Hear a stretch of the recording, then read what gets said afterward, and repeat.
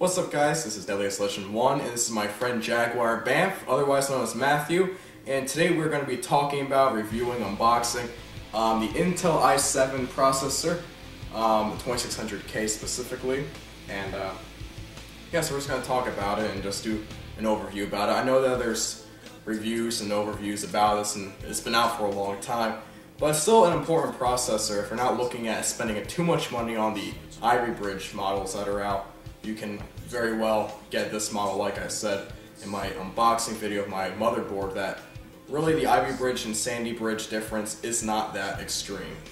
So we're just going to talk about that. Bam, if you want to take it over. Okay. Here we've got the i7 2600K. This is the second generation of the Intel processors, known as the Sandy Bridge architecture. Another processor sort of similar to this would be the i5 2500K.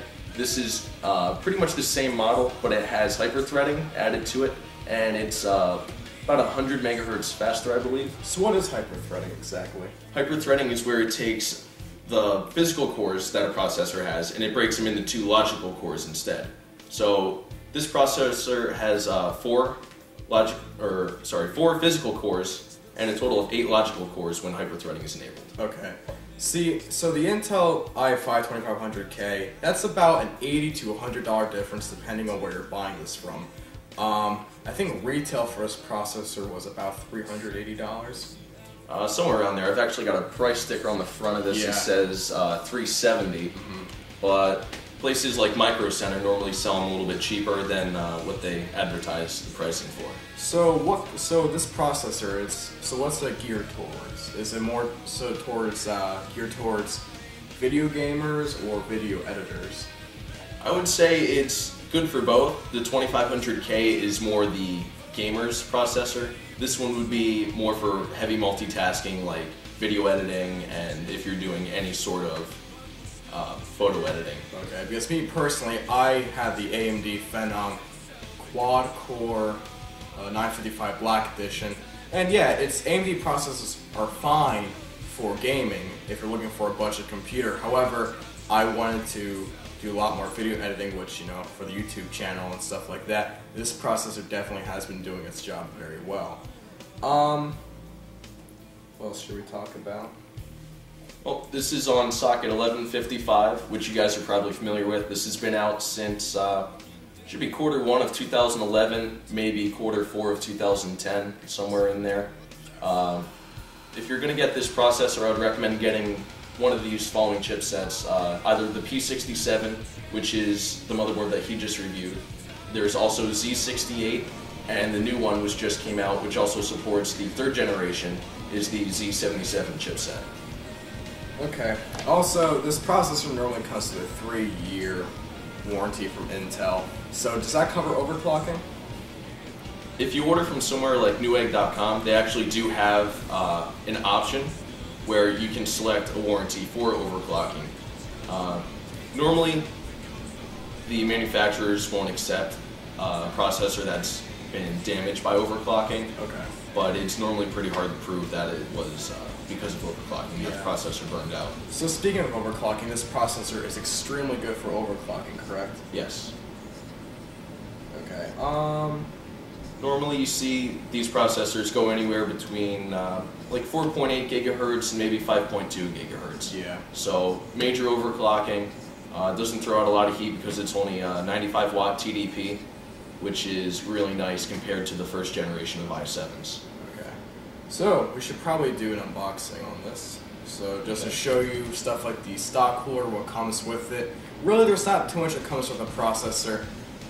Maybe like a little booklet from Intel, the i7 sticker, which is pretty cool in my opinion, and actually a really decent cooler, minus the thermal paste they put on it. So let's get to that. Alright, so we're going to do the unboxing right now.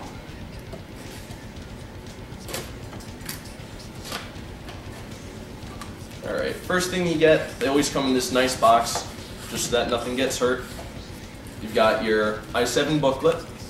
And just throughout it, it says like the warranty, it says how to install the stock cooler, and then on the back you've got your i7 sticker.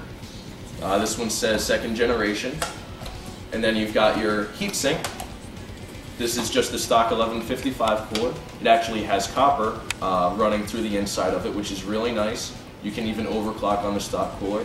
4 gigahertz should be no problem. And it has the 4-pin connector for your motherboard. And on the side here is your processor.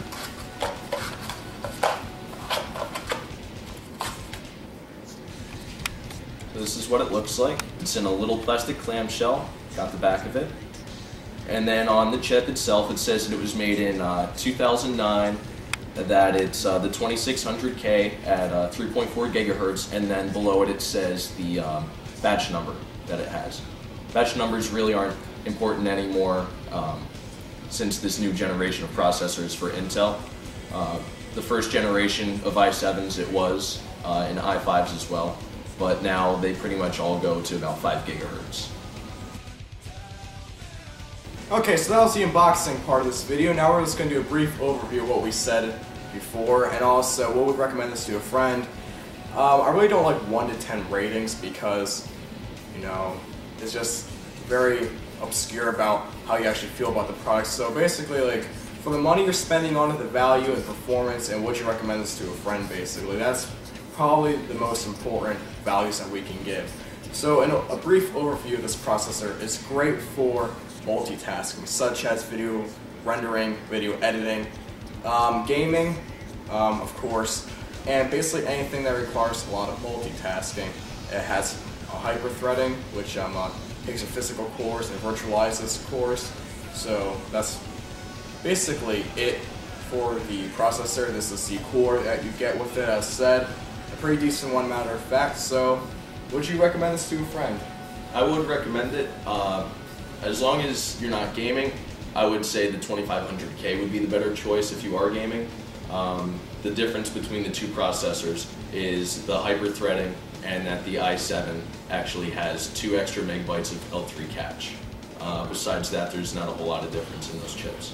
So for the price value of this chip, because I bought mine around $280 after the mail-in rebate, for a first-time builder, would you recommend really, because you can buy an AMD chip, the 955 Black Edition, for about $100 for now OEM with a stock cooler for about $30 from Cooler Master. That's a really good cooler. Would you recommend someone going the extra $100 or $180 to buy a processor like this?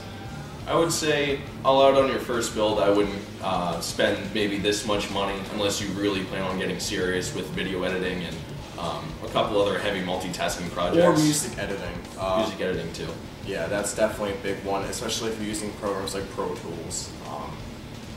So if you're building on a budget and you really don't want to spend $1,500 building a computer and you're just looking for, building on a budget, would you want to buy this processor? No. But if you're really getting serious with video editing, music editing, production values and stuff like that, and you're using a lot of multitasking, you can buy this processor and blow through that very easily. However, I was video editing on an AMD processor and I was doing fine.